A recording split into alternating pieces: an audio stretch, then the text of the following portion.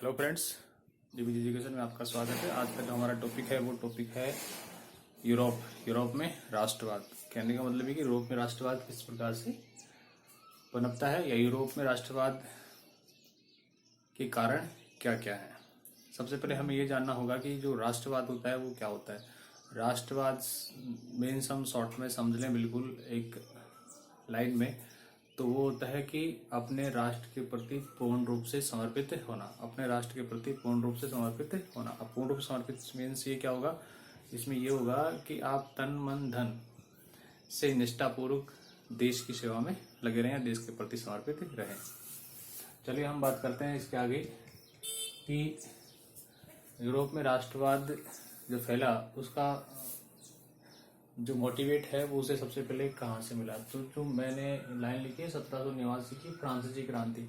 फ्रांसीसी क्रांति जो हुई उससे यूरोप में राष्ट्रवाद की विचारधारा उत्पन्न हुई।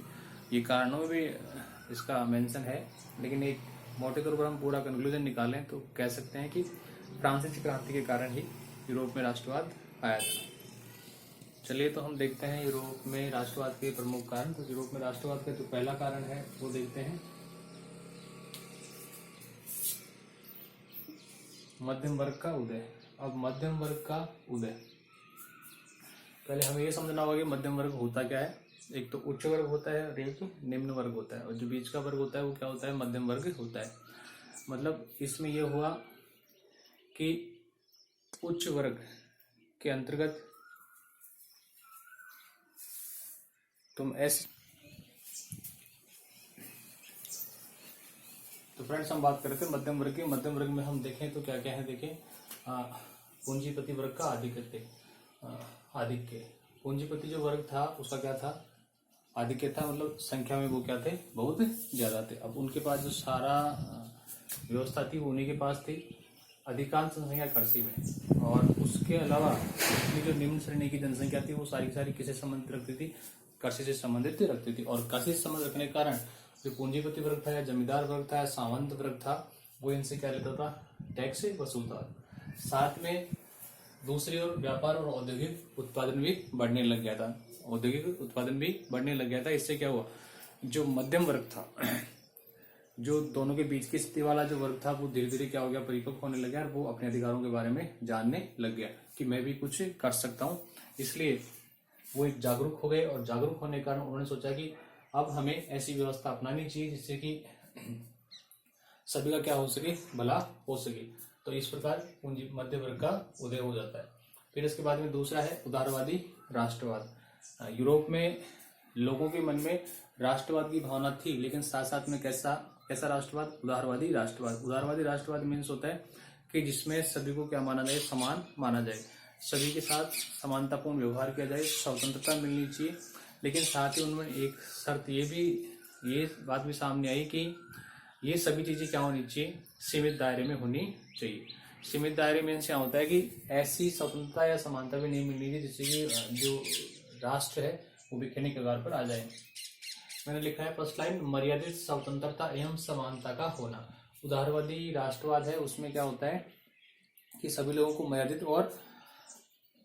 मर्यादित स्वतंत्रता एवं समानता मिलनी चाहिए। जब दोनों चीजें समान रूप से होंगी तो उदारवाद राष्ट्रवाद की हम कामना कर सकते हैं। सरकार का निर्माण सहमति पर आधारित होना चाहिए। उदारवादी ये चाहते हैं कि जो भी सरकार बने वो कैसी होनी चाहिए, जनता की सहमति से बननी चाहिए। इसके साथ ही जर्मन का महासंघ बनना। इसमें ये भी हो गया कि जर्मन का एकीकरण और इटली का एकीकरण जो हमने पढ़ा था उसमें बिखरे हुए जर्मन को एकत्रित करने में सबसे बड़ी जो भूमिका निभाई थी उदारवाद ने। तो वो एक महासंघ बना, तो उसी के अनुसार यूरोप में भी क्या हुआ, इस चीज को एनालिसिस किया गया और इसको अपनाया गया। ठीक है। इसके बाद में उदारवाद के अंतर्गत ही एक बात सामने और आई कि 1834 में शुल्क संघ जालबेराइन की स्थापना की गई। ये भी हमने पढ़ा था इटली और जर्मनी एकीकरण के अंदर। तो उसमें देखा था कि जो शुल्क संघ का जो अलग अलग बॉर्डर पे अलग अलग सीमाओं पर अलग अलग राज्यों की सीमाओं पर अलग अलग टैक्स चुकाना पड़ता था। तो सभी ने मिलकर क्या किया, एक शुल्क संघ की स्थापना कर ली और फिर उसमें एक ही जगह सबको क्या देना पड़ता था, चुंगी देनी पड़ती थी। ये किससे हुआ, उदारवाद से, मतलब सभी ने क्या सोचा, सभी के बारे में सोचना प्रारंभ किया। तो ये भी एक कारण था राष्ट्रवाद के उदय होने के कारण। साथ में मुद्राओं की संख्या को सीमित कर देना। भाई पहले अलग अलग डिवाइडेशन था, तो सब क्या थी, सबकी मुद्राएं क्या थी, अलग अलग थी। मान लीजिए हमारा राजस्थान है, राजस्थान में 33 जिले हैं, 33 जिलों में अब 33 मुद्राएं काम में ली जा रही हैं, तो फिर वो थोड़ा डिफिकल्ट होता है। बस जयपुर का बंदा अगर जोधपुर जाता है तो उसे वहाँ की मुद्रा काम में लेनी पड़ेगी, एज एग्जाम्पल। तो वही बात है। तो ऐसी स्थिति में क्या हुआ, लोगों ने सोचा कि क्यों नहीं हमारी जो मुद्राएं हैं वो क्या हो जाएं, सब एक ही मुद्रा बन जाए और हमें ये समस्या नहीं हो। तो कहने का मतलब ये है कि उदारवाद जो कहता है वो सभी के साथ समानतापूर्ण और स्वतंत्रतापूर्ण व्यवहार करने की बात कहता है। इसके बाद में आया इंग्लैंड एवं फ्रांस की क्रांति। जब इंग्लैंड एवं फ्रांस में क्रांति हुई तो उससे पहले वो भी क्या होता है, बिखरा हुआ था, या फिर कहें कि वहाँ लोकतंत्र जैसी व्यवस्था उत्पन्न नहीं हुई थी। तो ऐसी स्थिति में इंग्लैंड और फ्रांस की क्रांति जो बताती है वो बताती है कि हम राष्ट्र के प्रति किस प्रकार से समर्पित रह सकते हैं। इसमें कुछ आउटलाइन की है। गोरखपुर क्रांति और फ्रांसीसी क्रांति का होना, यूरोप में राष्ट्रवाद का पनपना ही क्या है, गोरखपुर क्रांति और फ्रांसीसी क्रांति का होना होता है। क्या मतलब फ्रांसीसी क्रांति और जो इंग्लैंड की क्रांति थी उससे इंस्पायर बहुत ज्यादा थी। साथ ही इंग्लैंड में ऐसी व्यवस्था थी कि देवीय शक्ति, मतलब जो राजशाही व्यवस्था थी उसको देवी अधिकार माना जाता था। लेकिन जैसे ही वहाँ क्रांति हुई, गोरखपुर क्रांति हुई, उसके अकॉर्डिंग ये माना गया कि कोई देवी शक्ति नहीं होती। हाँ, राजवंश हो सकता है लेकिन देवी शक्ति का आधार मानकर हम राजा को सर्वोपरि नहीं मान सकते। इसलिए हमें क्या बनाना पड़ेगा, प्रजातांत्रिक व्यवस्था को अपनाना पड़ेगा। इसके साथ ही फिर लिखा मैंने देवी शक्ति का औचित्य होना, फिर राजतंत्रीय वर्सेस लोकतंत्रीय। राजतंत्रीय वर्सेस लोकतंत्रीय मतलब राजतंत्र हो लेकिन साथ साथ में कैसा होना चाहिए, लोकतंत्रात्मक होना चाहिए। लोकतंत्र मीन्स आप सभी जानते हैं कि जनता को उसमें विशेष अधिकार मिलने चाहिए। ऐसी सोच के साथ ही क्या हुआ, यूरोप में राष्ट्रवाद का उदय हुआ। इसके आगे चले हम तो फोर्थ पॉइंट 1815 में नया रूढ़िवाद। 1815 में नया रूढ़िवाद जो है उसके अकॉर्डिंग क्या चला रहता है, 1815 में नया रूढ़िवाद, हम इसकी बात करेंगे। तो इसकी बात कर ले तो हम देखें कि ब्रिटेन, रूस, ऑस्ट्रिया ने नेपोलियन को हराया। अब रूढ़िवाद यहाँ क्या हो रहा है, नया रूढ़िवाद क्या है देखें इसमें, इससे भी लोग इंस्पायर हुए। ब्रिटेन, रूस, ऑस्ट्रिया ने किसको हराया, नेपोलियन को हराया। लेकिन वियना समझौते के अनुसार यूरोप का पुनर्निर्माण, तो यूरोप था बिखरा हुआ था, उसका क्या करना था, पुनर्निर्माण करना था, उसको आपस में जोड़ना था। लेकिन पुरातन व्यवस्था को प्रतिष्ठित करना, ये नया चेंज हो गया ना भाई। यूरोप का एकीकरण हो रहा है, साथ में क्या हो रहा है, जो पुरानी व्यवस्थाएं हैं उनको भी उसके साथ मिलाकर चलने वाली बात हो गई। तो ये रूढ़िवाद हो गया, मतलब नया रूढ़िवाद कहें कि नई व्यवस्था के साथ साथ पुरानी व्यवस्थाओं को क्या किया जाए, शामिल किया जाए। ऐसी स्थिति लोगों के सामने आई तो लोग समझने लगे कि हमें दोनों चीजों में सामंजस्य बिठाना है और यूरोप को एकता के सूत्र में बांधना है, या यूरोप के प्रति अपने समर्पित की भावना जागृत करनी है।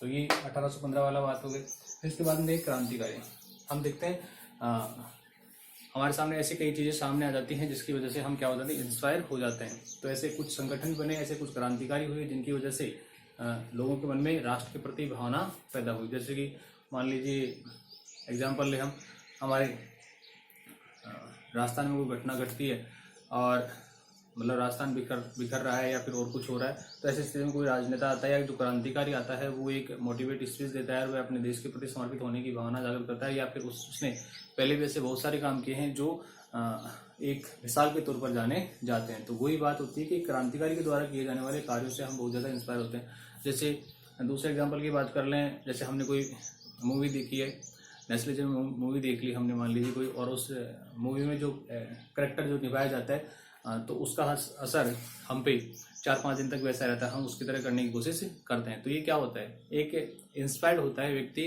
तो उसी ये जो यूरोप था उसमें जो क्रांतिकारी हुए थे उनके माध्यम से क्या हुए, लोग इंस्पायर हुए, वो सोचने लगे हमें देश के प्रति क्या होना चाहिए, समर्पित होना चाहिए, देश को, यूरोप को राष्ट्रवाद की ओर अग्रसर करना चाहिए। देखिए आगे हम इसमें मैंने एक लाइन लिखे, गुप्त संगठनों के माध्यम से राष्ट्रवादी विचारों को प्रोत्साहन। कभी कभी क्या होता है, हमारे यहाँ भी जब हमारा देश स्वतंत्र नहीं हुआ था तो उससे पहले हमारे देश में बहुत सारे ऐसे गुट बने थे जो राष्ट्र के प्रति समर्पित होने की बात करते थे। इसके अलावा हम यहाँ यूरोप की बात कर रहे हैं तो यूरोप में भी राष्ट्र के प्रति समर्पित होने के लिए बहुत सारे संगठन बने, जिनमें प्रमुख रूप से कौन सा, लाल कृति, यंग इटली, कार्बोनरी और काबूर, ऐसे व्यक्ति और संगठन है जिनसे यूरोप की जनता क्या थी, इंस्पायर थी और वो उनके अनुसार ही काम करना चाह रहे थे। तो इसलिए भी क्या हुआ, यूरोप में राष्ट्रवाद का उदय हुआ। लास्ट टॉपिक है भाषाओं एवं लोक कथाओं का योगदान।